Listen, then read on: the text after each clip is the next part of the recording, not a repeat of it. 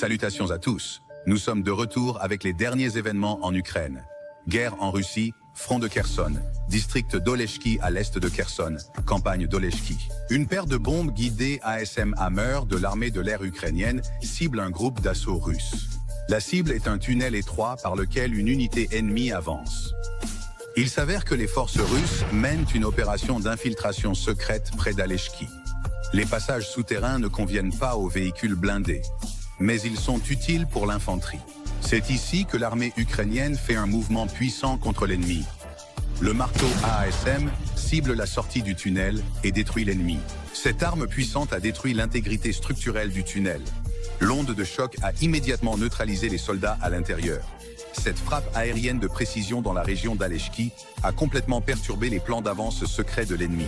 Aller sous terre n'est plus une sécurité pour les soldats russes, c'est un piège. Le marteau ASM a fourni un coup précis avec son système de guidage GNSS et laser. Le village de Pichani, maintenant une zone difficile pour les troupes russes. Dans la région de Donetsk, le drone de reconnaissance de la 47e brigade d'artillerie patrouille dans le ciel. Il n'y a que quelques secondes pour identifier la cible. Un soldat russe essayant de s'échapper sans être vu. Cependant, ici, ce n'est pas un œil humain, mais un drone équipé de capteurs optiques et thermiques.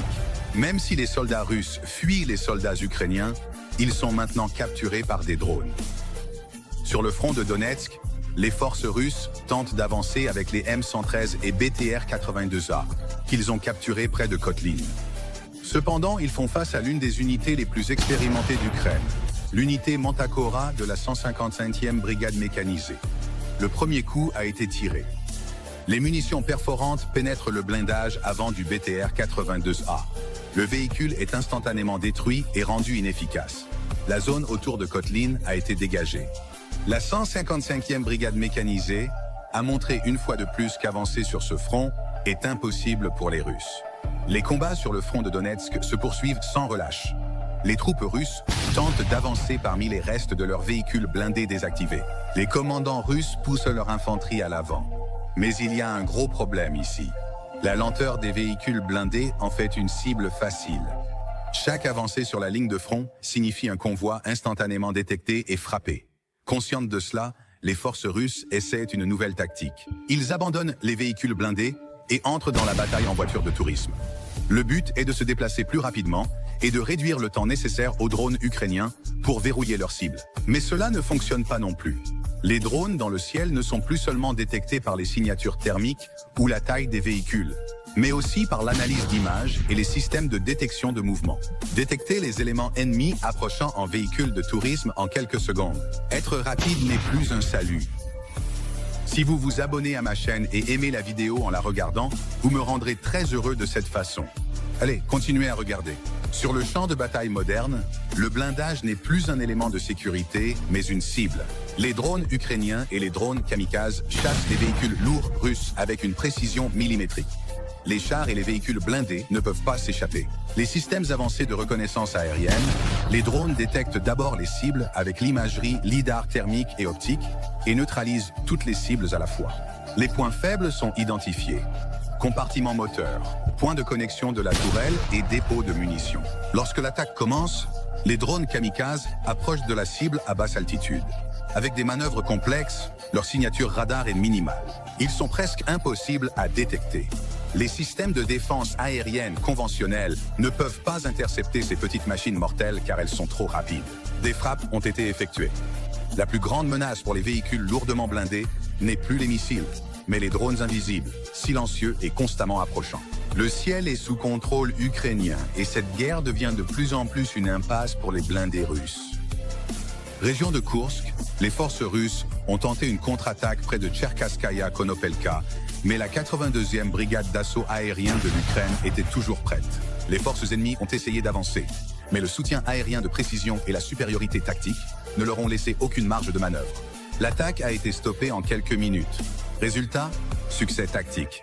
Le contrôle du front a été obtenu et les forces russes se sont retirées. Région de Donetsk, village de Shribne. Il y a du mouvement sur la ligne de front. 2 chars ukrainiens du 225e bataillon d'assaut ciblent un bâtiment où se cachent des éléments ennemis. Ce n'est pas une opération de soutien au feu ordinaire. C'est une opération de destruction rapide, précise et tactique. Car l'ennemi et les munitions cachées peuvent se trouver dans ces bâtiments. Cette zone doit donc être neutralisée et sécurisée. Première étape, des drones de reconnaissance analysent le bâtiment cible. Présence ennemie détectée à l'intérieur de la structure. L'équipage du char calcule les points faibles du bâtiment. Le premier char se met en position. L'opération de neutralisation de la cible commence. Le deuxième char entre immédiatement en action. Cible complètement détruite. Menace pour le village de Sribni éliminé. Le 225e bataillon d'assaut avance rapidement et avec détermination. Le contrôle de Sribni a été atteint. L'avance sur le front continue. Comme on peut le voir d'ici, l'armée ukrainienne peut opérer avec succès non seulement avec des UAV et des drones, mais aussi avec des véhicules lourds et des chars sur le terrain. C'est bien sûr grâce à une formation militaire solide, des connaissances et des mouvements intelligents. Et en même temps, grâce à des renseignements précis et une reconnaissance minutieuse, l'ennemi est rapidement et soigneusement neutralisé. Des systèmes d'artillerie russes sur le front de Zaporizhia ont été détectés. 2 obusiers russes MSTA-B et un mortier tentent d'opérer sur la ligne de front. Mais la 44e brigade d'artillerie de l'Ukraine ne le permettra pas. Les premières unités de reconnaissance aérienne déterminent l'emplacement de la batterie ennemie. Les obusiers MSTA-B sont dans une zone ouverte, cachée par un léger camouflage. Et ils ne savent même pas que les drones les ont détectés et ciblés. Cependant, grâce au suivi thermique, ce camouflage est complètement inefficace. Les coordonnées ont été déterminées et les opérations pour neutraliser l'ennemi et sécuriser la zone commencent. Cibler le premier des obusiers ennemis. Les drones verrouillent la cible. Approcher et neutraliser la cible. L'importance des drones dans la guerre Ukraine-Russie s'avère en effet très grande. Système d'armes désactivé.